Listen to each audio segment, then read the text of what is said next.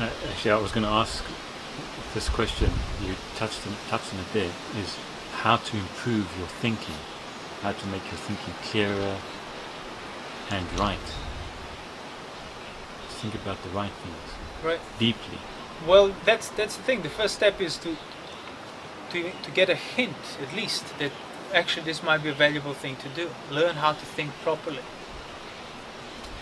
Then if you do, then you can start looking closer at it and basically see what are the things that are sort of against right mindful thinking. Sensual desire is. By giving into sensual desire, to the emotional needs, you are compromising your own reason. Now, some people do it more, some people do it less, but nevertheless, that's in common to every time you give into desire or need for emotional satisfaction or sensual satisfaction. To that degree, you compromise your reason, you compromise your mindfulness. Even if you're actually contemplating and premeditating how to engage in sensuality, that's not done in that rightful manner because it's not founded upon mindfulness and self-awareness. You are projected towards a project of sensuality or whatever else. So recognizing what goes against calm, composed, mindful thinking. Clarity, exactly. Foggy. Foggy, obtuse, opaque, whatever, it's all against it. So ill will, anger, it's against it. Engaging in angry behavior, cultivating ill will and hatred, you are basically obscuring your own perspective on yourself. Same with sensuality. Same with distraction in general. You just want to do something because you're bored. Boredom is actually clarity.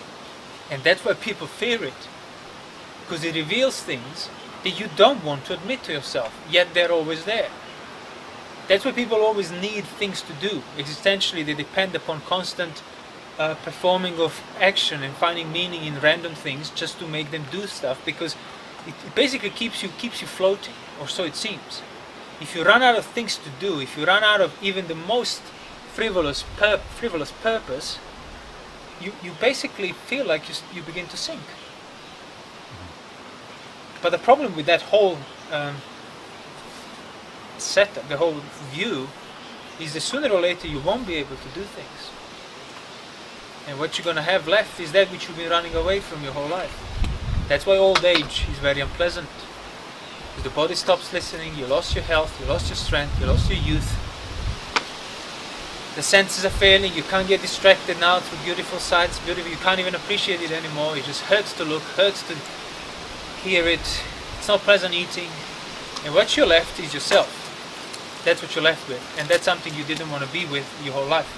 And that's why you've been using the intoxication with health, youth and life and sensuality in general.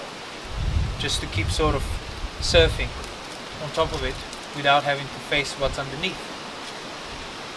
There's a lot of clarity, awareness, constant awareness can be very painful. You said boredom is very painful because it's clarity. Well, clarity is not painful, but it reveals the painful background, and that background is painful only because you're resisting it.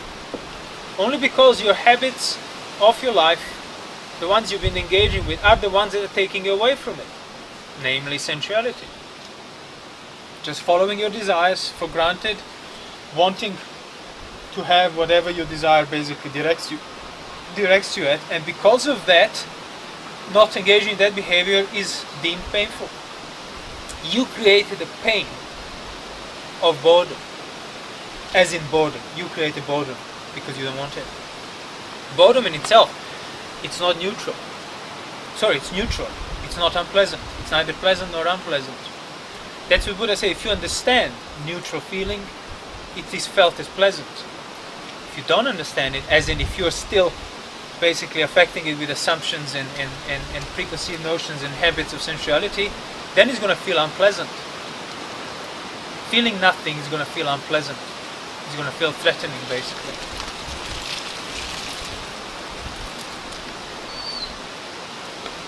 So do you have any practices to clear one's physical thoughts? Restraint, not engaging in distracting behavior, sense restraint, not engaging in basically like Yeah, you have to stop, for example, drinking, being careless, taking drugs, because that certainly it's directly opposed to any clarity that you can maintain in your mind. Then at the same time, you also have to understand that the real clarity comes from understanding what clarity is, not from what feels clear. That's the inevitable beginning. We all start based on how we feel, but you want to transcend that. You don't want to just be bound by how you feel and what you deem pleasant or unpleasant. Because if people don't understand the clarity, then they're just going to be pursuing that which they think clarity is, which is that which they deem agreeable, not necessarily understood.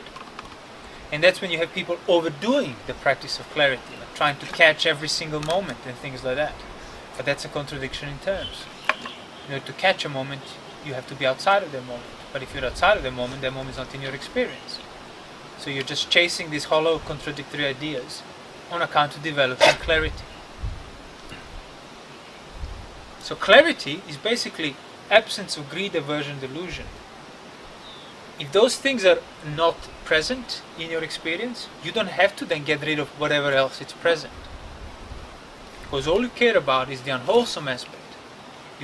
But people usually can't see where the line is, so then they try to dismiss it all. In the same sense, when we spoke just earlier, attachment is a problem, so I'll throw away everything.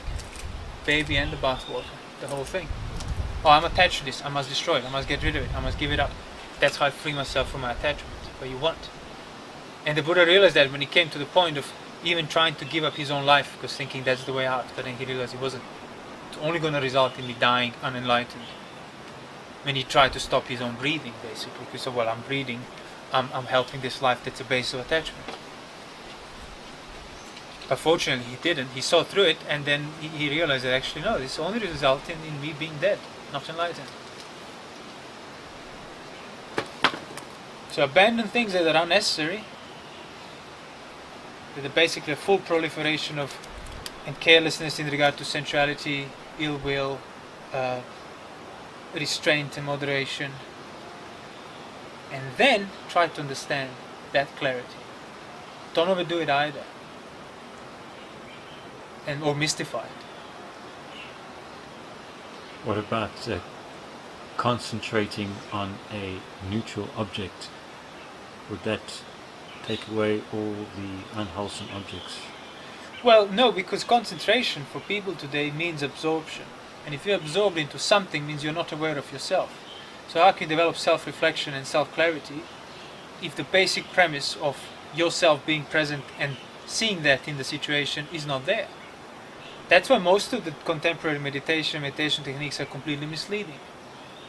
No doubt that the novelty experiences and peace come out of it. But that peace is also peace at the cost of self-reflection, which means it's a peace that's peaceful only because it's agreeable. Not because it's a genuine clarity or contains wisdom. It's only because I find it agreeable. And that's why often it ceases to be enough as well. So then people need to do it harder, commit harder, to get more of that novelty back. That's going to be a peaceful feeling. But that's not the peace you want. It's basically peace within the sensual domain, and that's not peaceful. What about the power of concentration? You don't want power of concentration, you want power of reflection. And then the right concentration will come out of that. Because you don't, again, when a person is committing to some practice of concentration on account of their muddled and foggy and obtuse thinking, no clarity of their thinking can arise. Why? Because that's basically the tools they're using to develop their concentration are the ones affected by ignorance. And if you're not seeing that, whatever you gain through them is just going to share the same nature. Because people will think that, well, as long as I practice concentration of any kind, that will transfer itself and I'll benefit from it in other, like spiritual development. You won't. That development that you think is spiritual, it's really like sensual. Which is why, most people's practice of spirituality is very much sensual. It's a practice of sensuality. attaining physical experiences. Novelty, Yeah, exactly. Physical, basically attaining agreeable experiences without trying to see your motivation behind it, or like fully understanding the nature of those experiences. And you could say that any spiritual practice today, it's basically just spiritualizing sensuality. See, the true spiritual practice comes in you undoing the sensuality and then seeing what's there already, without you needing to have a desire for it or inspiration or whatever, some sort of spiritual uplifting. That's why if the Dhamma is done rightly, the Buddha's teaching is done rightly, like nobody can stumble upon it by accident or through some miraculous experience. It's done through development, it's achieved through development and basically hard work. That's why the Buddha would just praise the diligence, self-reflection, not tolerating unwholesome states that you know are present in you. And you're tolerating them. By tolerating them, you give rise to motivation that's rooted in them. By giving rise to that, sooner or later you're going to act out of it. So you end up being fully responsible for the perpetuation of your own ignorance and lack of freedom.